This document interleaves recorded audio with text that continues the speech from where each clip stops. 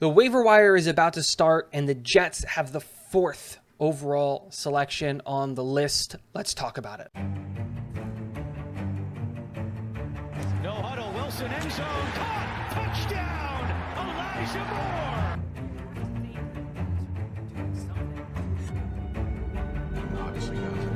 What is going on, guys? Welcome back to Talking Jets with Tigo. My name is Tigo, and today we're going to be going over the waiver wire, how it works, some positions we might want to address, and JD's track record.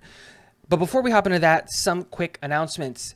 First off, we write for a publication called The Jets Joint. It is a Stadium Rant website dedicated entirely to the Jets. I write 2 articles a week up on that website. If you're interested in hearing more about my thoughts and opinions in written form, head over there. Link to that is in the description. And last but not least, if you haven't already, hit the subscribe button and the like button. It really, really helps the channel.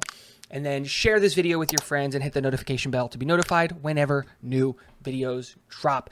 Guys, the waiver wire is happening, and for those of you that don't know, the way that it works is each team will put in their claims for the players that they want to be picked up, and the league goes through the list in order, which is essentially the draft order, and if the player that you've claimed is available by the time your team is up on the list, you get that player, but the teams beforehand get a shot at those guys. So right now we are 4th on that list. Jacksonville, Detroit, and Houston are all ahead of us. Now that we know how it works, let's talk about some position groups that the Jets might be interested in targeting. First off, I don't want to go over specific players. Each team cut 27 guys. It'd be way too many guys to look into, especially since the cuts only happened yesterday. So I want to talk more in broader schemes in the sense of, hey, let's talk position groups. There's really 3.5, 3.25 position groups that I think are targets for the Jets, and let's go over it. I think the number one, 100%, this is happening. There's no ifs, ands, or buts about it. We're going to go get a guy at this position. Has to be offensive tackle. With us only keeping Max Mitchell as the tackle backup right now, it seems a little light in that tackle room. Now, I love, and I truly, truly love Max Mitchell. I think he's that dude. I think, and I hope that he can actually start for a competing role once he starts putting on a little bit more weight. Maybe week 8 to 12 is when I start seeing, hopefully I want to start seeing him really pushing George Fant and or Dwayne Brown, because I think he's our right tackle of the future. But we do need someone to back up Max Mitchell. The expectation that we're going to get 17 games out of Dwayne Brown and George Fant, in my opinion, is a little bit naive. George Fant is just coming off of a pretty major knee injury. Dwayne Brown is 37 years old. We need to have that insurance. And by the Jets cutting Chuma Edoga and Connor McDermott, I truly believe that I think they're expecting to bring somebody in off of the waiver wire. If I had to take my guess, it's probably a guy like Alex Leatherwood or someone with a lot of upside, someone who's young and can come onto this team and work with Benton and do anything like that. If you want other names of possible guys that we might be interested in, I created a video of 7 guys to keep an eye out for.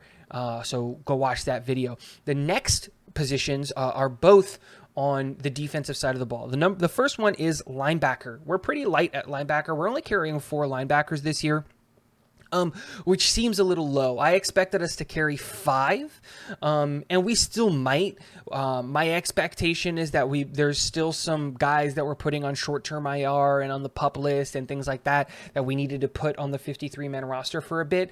And I think all of our linebackers that we waived clear waivers and make it to the practice squad, so we can definitely elevate some of those guys back onto the roster. My eyes kind of go to Hamza Nasruddin for that. But we have had a track record and a history, especially Joe Douglas, of claiming linebackers off of the waiver wire. And so it might mean that he has someone in mind, or a position or a player that he likes. I don't expect us to only have 4 linebackers week 1. I think that's a little light. If you get an injury, you're down to your only guys. And then if you get another injury, then you have to run slot your nickel coverage, and we only have 1 nickel corner, which kind of leads me to my next position, which is that free safety / slot corner hybrid role. Right now, we only have Michael Carter listed as a slot cornerback. For those of you who may not know, Tony Adams, the safety that we decided to keep, can also play slot corner. He did that at Illinois as well as free safety. So the Jets might either go out and get another slot corner or get another safety, or they might just say, hey, let's get another hybrid player, a guy that can play both, and then we can technically have 3 slot corners and 5 safeties if we keep it that way. I talked about some safeties that we might be able to go out. A lot of good safeties got cut, and the good thing with some of these safeties is that they got straight up cut, and they have more than 4 years of experience, so they are not waiver wire eligible. They just become free agents, and you can go sign them. So if the Jets really like somebody, they can just go out and get them for the safety position, but I doubt that that's what the goal is. I think we're going to bring back one of the 2 safeties that we cut. I think they both clear waivers. Maybe not Will Parks, but I think Pinnock's for sure clears waivers. And like I said, I think there's a lot of shenaniganery that's going on with the PUP and short-term IR. But let's talk about who might get cut if the Jets claim some people. I think realistically it comes down to 4 names if we were to acquire players. The first one is Vinny Curry. Now, I don't think we're going to cut Vinny Curry. I think we're going to be doing some shenaniganery there. Vinny Curry is hurt, and my expectation is that we're going to put him on the short-term IR and or on the PUP list, and he will be required to miss the first 4 to 6 games. I think we didn't want to cut Vinny, but we also didn't want to that's really it. I just don't think we wanted to cut Vinny. I think that, this coaching staff wants him on this team. He kind of acts as another coach in the defensive line room, and by putting him on short-term IR, it allows us to keep him around while freeing up a roster spot. And when he comes back, we can then decide, hey, are we going to bring him on if our defensive line is struggling, or are we going to let him go and cut him because our team is doing relatively well? The next 2 positions that I think are kind of on the fritz are tight end 4 and running back 4. If we brought in some of these players, my expectation is that Lawrence Cager is probably on the way out as tight end 4, especially because Lawrence Cager probably clears waivers. And then the other one would probably have to be running back 4. Now, whoever you believe running back 4 is up to you. In my mind, I think the cut happens to Zonovan Knight.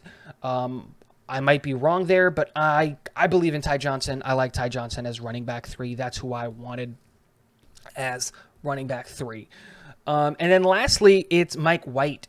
When Zach Wilson is fully healthy and back on the roster, the expectation is that we're going to cut one of the quarterbacks, and I want to keep Joe Flacco around. I think Mike White clears waivers, and then we can put him on the practice squad. I don't think anyone is claiming Mike White to be their backup, and so we can keep Mike White and keep him on the practice squad and run him there. And then next year when Joe Flacco rolls off into the sunset, Mike White probably just takes up his role as Zach's backup for the foreseeable future. And those are really the 4 spots where I look at it and I go, hey, those are where we're going to clear up stuff. The only other spot, and I don't like mentioning this because I don't want it to happen, would be in the situation where we trade Denzel Mims. If we trade Denzel Mims, I don't know if we bring in another wide receiver 6. It's likely and it's possible, but if we decided not to, those are the 5 positions and 5 players that we could kind of replace on our 53-man roster. Now, I hope we keep Denzel Mims because I really, really like him, and I really, really want to keep him around. But let's talk about Joe Douglas's track record and why we should be excited about this. The waiver wire is supposed to be players that fill out the bottom of your roster, but Joe Douglas has a track record in the last 3 or 4 years that he's been here of claiming guys off of the waiver wire that come in and are solid contributors to this team.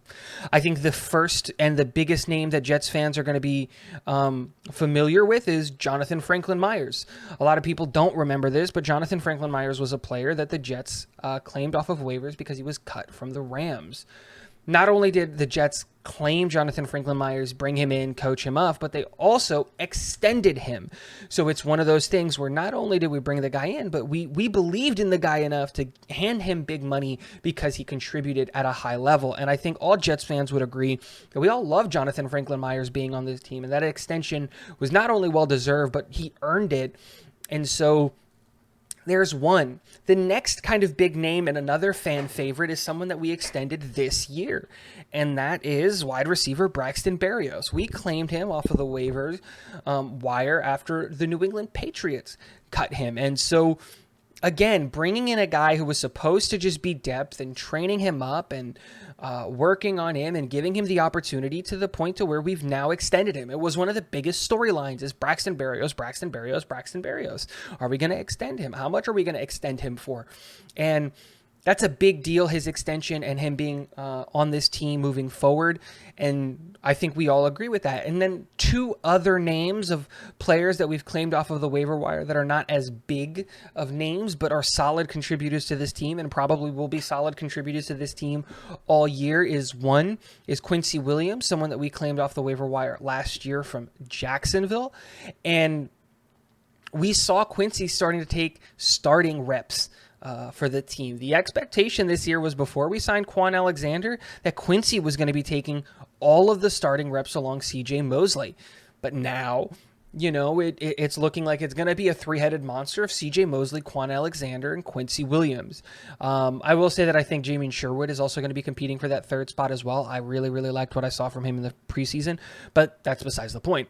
And then last but not least is one of my favorite players when it looks at depth, and I really believe in his ability, is Ty Johnson. We also claimed him off of waivers, and if you consider last year's drop situation a fluke, he's been a solid player for us for the last 2 years. He's really dynamic once he has the ball in his hands. And all you have to do is just never ask him to pass block, ever. Don't ever ask him to pass block.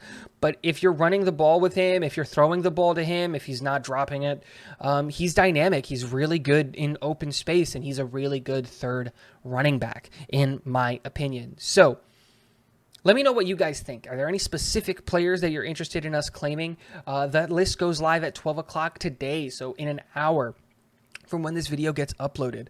Let me know in the comment section below, and last but not least, go Jets.